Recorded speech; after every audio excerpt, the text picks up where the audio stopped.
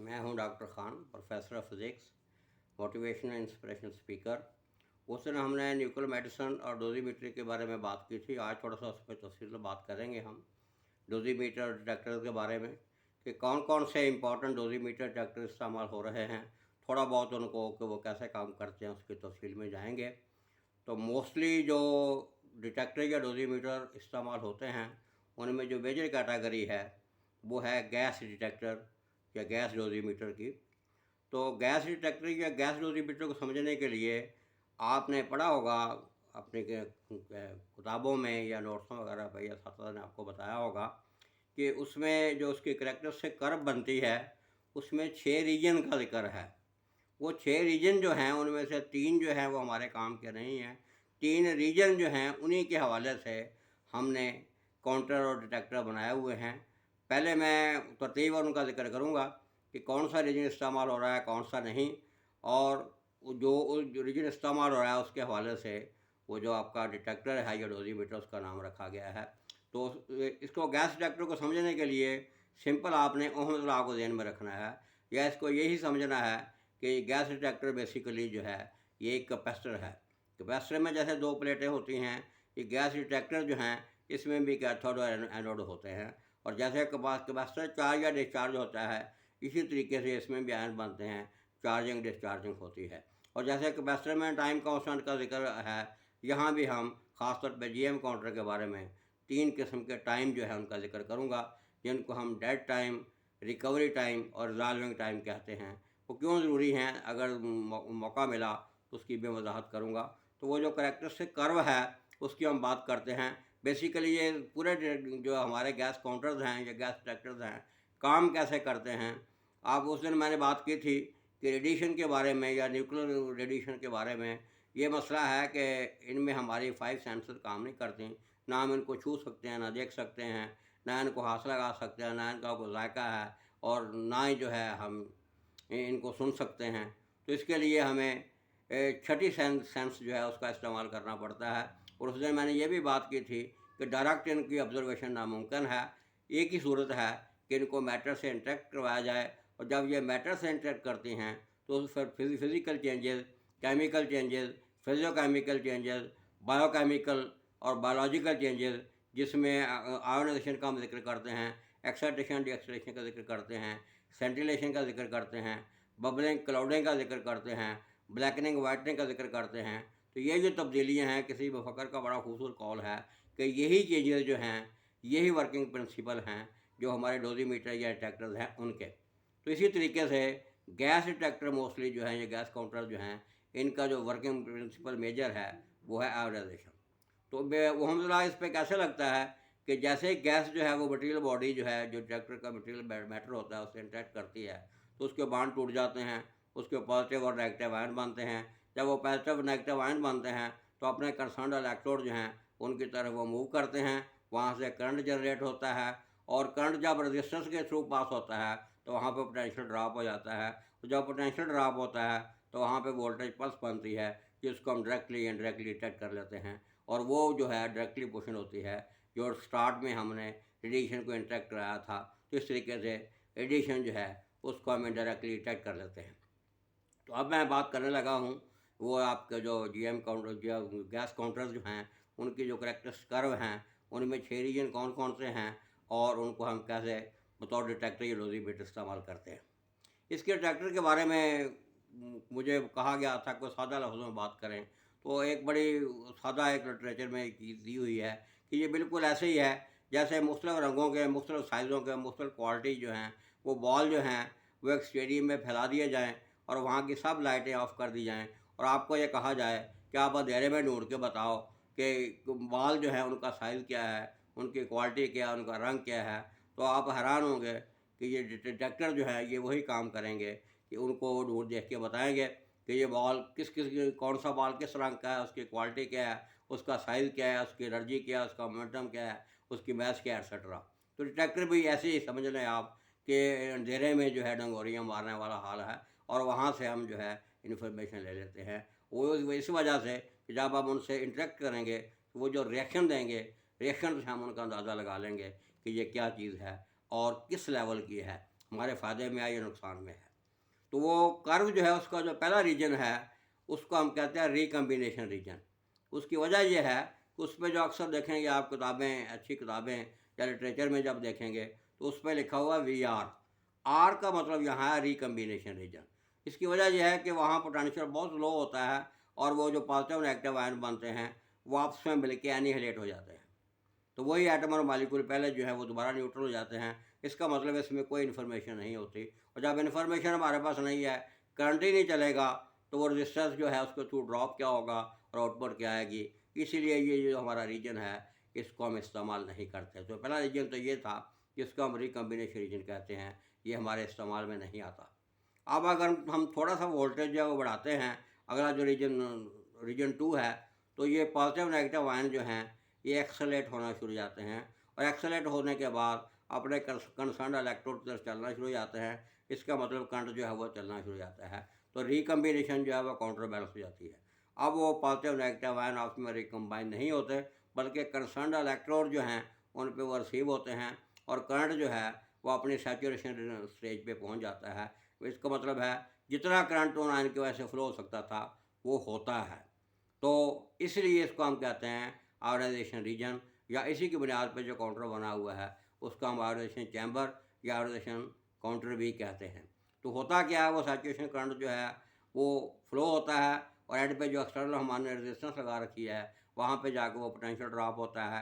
वो potential drop जो है उसकी स्पेसिफिक वैल्यू होती है, और वो डायरेक्टली पोर्शन होती है जो दरमियान में हमने इनिशियल स्टेज पे रेडिएशन को डाला है, यानी वो प्राइमरी जो आयोनाइजेशन बनी है।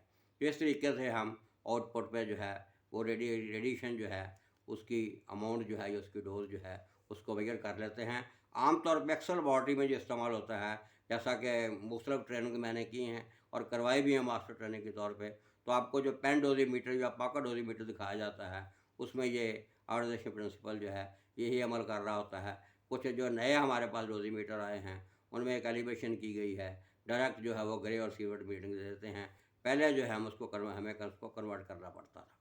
तो ये हमारा दूसरा रीजन है, और इसकी बुनियाद पे एक हमारा जो है काउंटर या चैम्बर बना हुआ है जो जिसको हम आयोनाइजेशन चैम्बर या आयोनाइजेशन काउंटर कहते हैं। इसमें हमें एक चीज़ और का जिक्र करना है जिसको हम एम्पलीफिकेशन ऑफ गैस या मल्टीप्लिकेशन ऑफ गैस कहते हैं। तो इसमें जो m की वैल्यू है यानी मल्टीप्लिकेशन की जो वैल्यू है वो 1 होती है, और इसको हम कहते हैं 10⁻0 रीजन। 10⁻0 जो है 1 के बराबर होता है। मतलब इसका ये है कि इसमें ना गैस एम्पलीफिकेशन होती है ना गैस मल्टीप्लिकेशन होती है। जितने आयन बनते हैं वो इलेक्ट्रोड आगे जाके फ्रंट पर रिसीव हो जाते हैं। यही वजह है कि प्राइमरी आयोनाइजेशन जो है उसका डायरेक्टली पोर्शन होता है, आखिर पर जो वोल्टेज पल्स बनती है, तो इसीलिए उसकी रीडिंग जो है वो टॉलरेबल है या एक्सेप्टेबल है।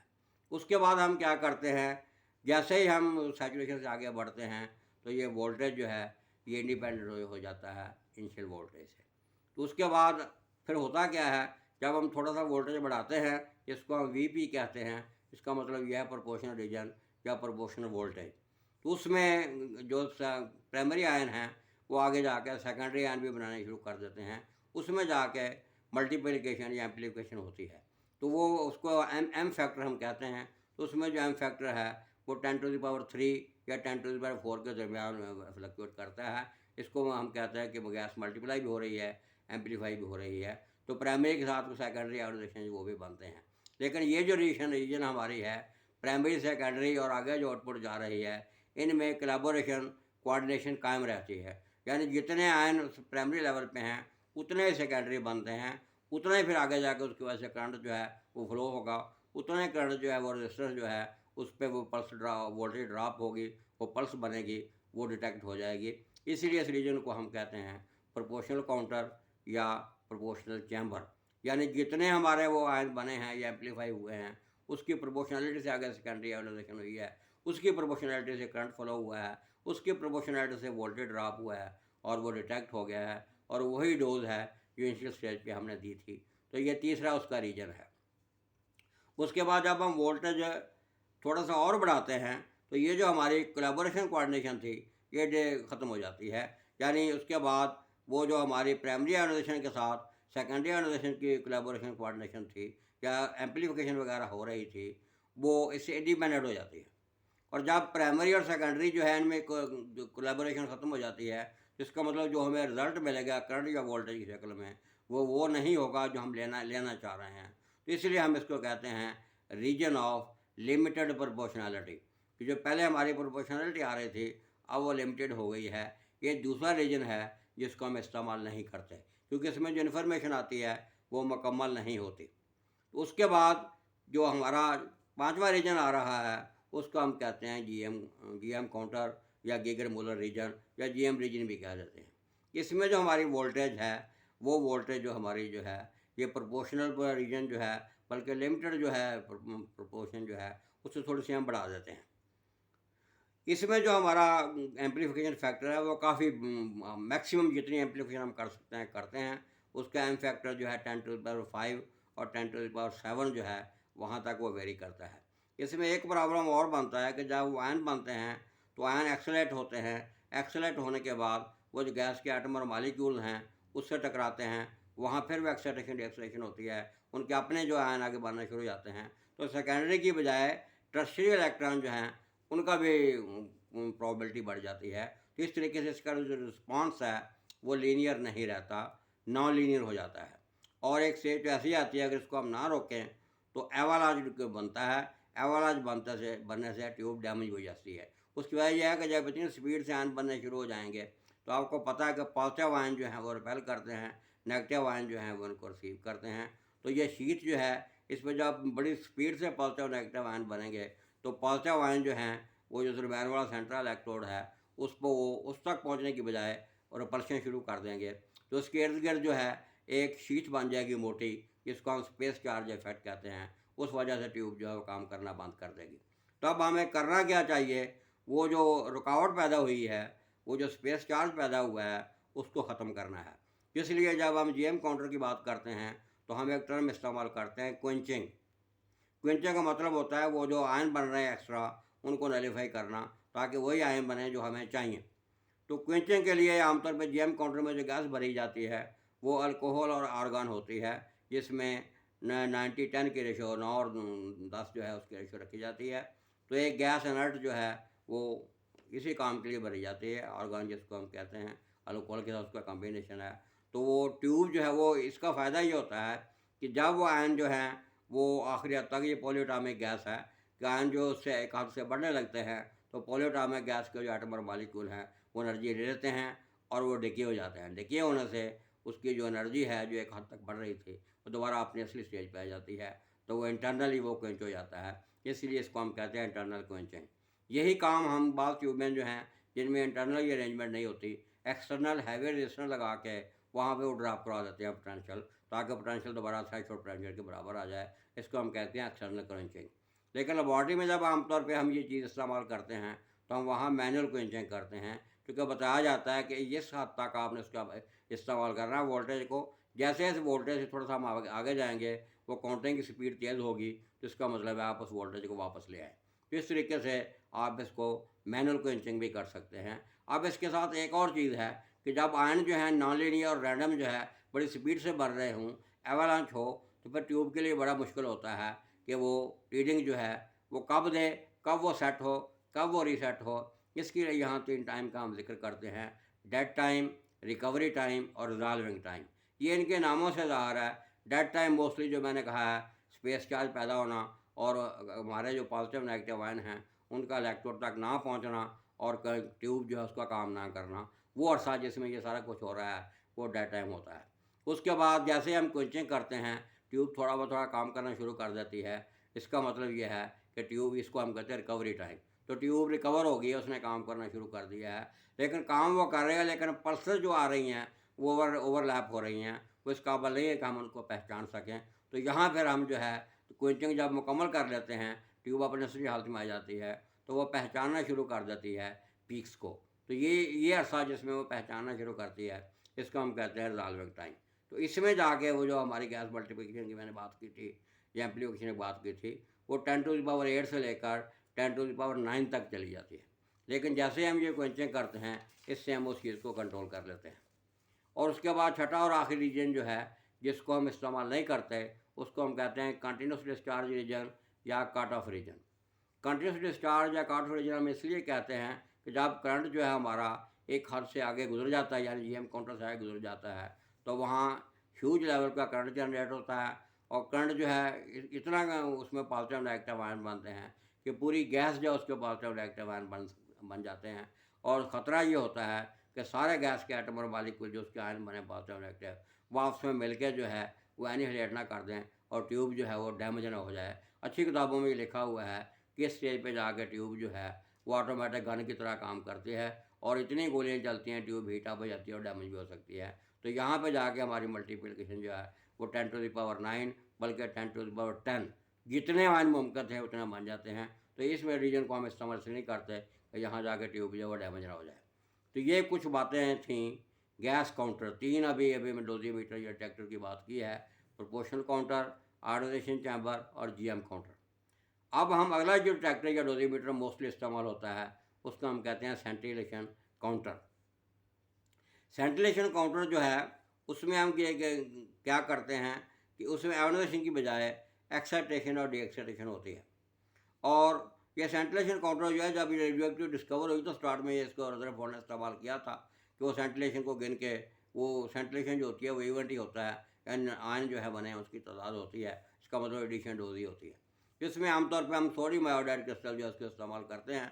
इसमें क्या होता है कि जब वो एडिशन जो है ये सेंटिलेटर जो हमारे पास मटीरियल होता है मैटर, उससे टकराती है तो उसके एटम और मॉलिक्यूल जो है वो ऑक्साइड या डीऑक्साइड होते हैं। जब वो डीऑक्साइड होते हैं वहाँ से सेंटिलेशन पैदा होती है, यानी लाइट पैदा होती है।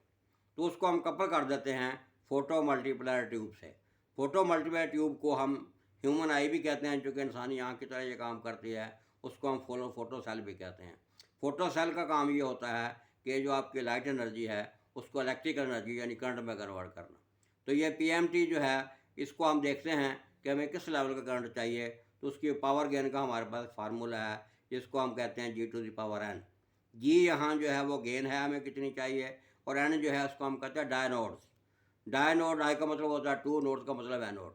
दो एनोड यहाँ मरा दिया है डबल करने वाला, तो हम उसमें इतने एनोड लगाते हैं कि उस हद तक हम चले जाएँ एम्पलीफाई करके कि वो जो हमारी लाइट है वो एम्पलीफाइड करंट की शक्ल में मिल जाए। और जब वो करंट में मिलता है, इसी तरीके से आउटपुट पे हमने रेजिस्टेंस लगाई होती है, वहाँ जाके वो पोटेंशियल ड्रॉप होता है, वहाँ पल्स पोटेंशियल पल्स जो है वो जनरेट होती है और उसको हम जो है वो आगे आउटपुट पे ले लेते हैं और वही हमारी डोज होती है, वही हमारी एडिशन जो है उसकी अमाउंट होती है। इस तरीके से ये डिटेक्शन मुमकिन है। और ये इसकी आम सादा मिसाल अनपढ़ लोगों के लिए कि घड़ी जो है आप देखते हैं, आपने देखा होगा, सुना होगा कि अंधेरे में चमकने वाली घड़ियाँ हैं, तो उसमें ये हमारा जो सेंटिलेशन काउंटर जो है उसकी कोटिंग की होती है, जिस वजह से वो घड़ी का डायल जो है वो चमकता है। तो अगर आप चमको किस तरीके से गिन लें कितनी चमकी हुई हैं, कितने टाइम में हुई हैं, इस तरीके से उसका रेट आ जाएगा, तो उस तरीके से भी काउंटिंग हो सकती है। अगला काउंटर या डिटेक्टर जो है जिसको मोस्टली हम इस्तेमाल होता है हमारे यहाँ, वो है सेमीकंडक्टर डिटेक्टर। सेमीकंडक्टर डिटेक्टर की एक चीज़ आपने उसमें याद रखनी है कि ये बेसिकली पीएन जंक्शन है और रिवर्स बायस है। रिवर्स बायस हम इसलिए करते हैं कि उसके अपने मटीरियल के आयन जो हैं वो उस पर अंदर ना मिल जाएं, ताकि वो जो हमारी असर डोज आ रही है उसका रिजल्ट जो है उसको कन्फ्यूज़ ना कर दें या डिफ्यूज़ ना कर दें। दूसरा रिवर्स बायसिंग का फ़ायदा ये होता है कि उसको स्पेस बहुत ज़्यादा मिल जाती है, जहाँ इलेक्ट्रॉन होल पेयर जो है वो अपनी मर्ज़ी से पैदा होकर कंसर्न इलेक्ट्रोड तक चले जाते हैं। तो आगे इसका ये प्रिंसिपल है कि इलेक्ट्रॉन होल पेयर जनरेट होते हैं और वही इलेक्ट्रॉन होल पेयर जो हैं वो आगे कंसर्न इलेक्ट्रोड पर रिसीव होते हैं। रिसीव होने के बाद करंट जो है वहाँ पोटेंशियल ड्रॉप होता है और पोटेंशियल पल्स बनती है। वो पल्स जो है बनने के बाद वो पल्स जो है आगे रिसीव हो जाती है। इसी तरीके से एडिशन जो है उसकी डोज को हम चेक कर लेते हैं। तो अभी तक जो मैंने बात की है वो गैस काउंटर्स की बात की है। गैस काउंटर्स के बाद आगे हमने बात की है सेंटिलेशन काउंटर की और सेमीकंडक्टर डिटेक्टर की। आगे जो मैं जिक्र करने वाला हूँ अगली वीडियो में हम करेंगे, उसमें जो ज़्यादा इस्तेमाल हो रहे हैं 3 किस्म के डोजीमीटर डिटेक्टर का हम जिक्र करेंगे, और वो हैं न्यूक्लियर एमल्शंस जिसको हम फिल्म बैजेस भी कहते हैं, और उसके बाद TLS हम उसको कहते हैं, वो है थर्मोलुमिनेसेंस डोजीमीटर, TLDS थर्मोलुमिनेसेंस डोजीमीटर, और ऑप्टिकली स्टिमुलेटेड रेंज जो डोजीमीटर जो है OSLD ऑप्टिकली स्टिमुलेटेड डोजीमीटर्स। इसका हम जिक्र करेंगे ये क्या है, इनकी कर्व कैसे बनती हैं, कैसे हम इनको इस्तेमाल करते हैं, और अगर ज़रूरत पड़ी तो उसमें एक बबल चैम्बर का जिक्र है, उसका मैं जिक्र करूँगा। उस वक्त तक आप इनको देखें, जो मैंने बातें की हैं इसमें आपने कुछ प्लस या माइनस करना है या इस पर कुछ तनकीद करनी है या आपके दिल में कोई सवाल उठता है, आप मुझे ज़रूर रिस्पॉन्ड कीजिएगा। मुझे बड़ी खुशी है कि पहले आपने बहुत अच्छा रिस्पॉन्स किया है। ख़ासतौर पे मेरे स्टूडेंट जो हैं, इससे पाकिस्तान खुद अल्लाह के फजल व करम से भरा पड़ा है। 36 साल मैंने फील्ड में गुजारे हैं, वो मुझे जानते भी हैं और ये चैनल उन्हीं के लिए बनाया गया है। वो उनको ज़रूर सुनें, बल्कि अपने तलबा तालबात को भी सुनाएँ, क्योंकि ये इतनी आसानी से करने वाली बातें नहीं जो मैं कर रहा हूँ। सिर्फ़ इसलिए कर रहा हूँ कि हमारे मुल्क का जो IQ लेवल जो है, स्टूडेंट जो हैं या जो टीचर उनको पढ़ा रहे हैं, उनके कंसेप्ट इतने वाज़ेह नहीं हैं जितने होने चाहिए। जब कमीशन में मुख्तलिफ इंटरव्यू में इस किस्म के सवाल पूछे जाते हैं, बच्चे जवाब नहीं दे पाते और उनको साफ ज़रा रिजेक्शन हो जाती है। इसी वजह से हमारे स्टूडेंट का जो सिलेक्शन रेट है वो बहुत लो है। लेकिन अगर ये मेरी बातों को गौर से सुनेंगे तो उसका फ़ायदा ये होगा कि उनकी थिंकिंग पावर बढ़ेगी, वो खुद सोचना शुरू कर देंगे और इंशाल्लाह इंटरव्यू वगैरह में जो जवाब देंगे वो बहुत अच्छे होंगे। उस वक्त तक मुझे इंतज़ार होगा। Thank you very much. मैं आपका बड़ा ममनून हूँ और आपकी सिफारिशात, आपकी तनकीद, आपके सवालात का मुंतज़िर रहूँगा। टिल देन अल्लाह हाफ़िज़।